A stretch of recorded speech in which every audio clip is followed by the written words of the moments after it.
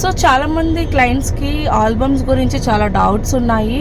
So albums selection ఎలా చేసుకోవాలి, ఇంకా ఆల్బమ్ ఎన్ని డేస్కి మనకి రీచ్ అవుతుంది, సో ఇలాంటి క్వశ్చన్స్ ఉన్నాయి.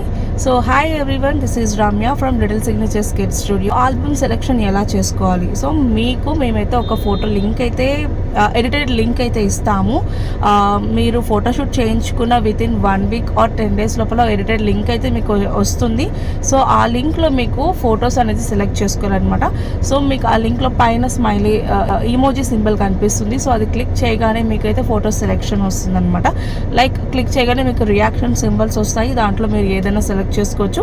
అలాగా 10 sheets, 20 sheets ఆర్ 15 sheets ఇట్లా మీకు ఎన్ని షీట్స్కి తగ్గట్టు వాటికి ఎన్ని ఫొటోస్ సెలెక్ట్ చేసుకోవాలనేది మేము చెప్తాము. సో దాన్ని బట్టి మీరు ఫొటోస్ అనేది సెలెక్ట్ చేసుకుని మీరు మళ్ళీ మాకు ఆ లింక్ ఏదైతే మీరు సెలెక్ట్ చేసుకున్నారో మాకైతే మళ్ళీ రీసెండ్ చేయండి. ఇలా మాకు రీసెండ్ చేసిన లింక్ని మేమైతే డిజైనింగ్కి పంపిస్తామన్నమాట. సో డిజైనింగ్కి పంపించిన 7 to 10 వర్కింగ్ డేస్లో మీకైతే ఒక పీడిఎఫ్ వస్తుంది.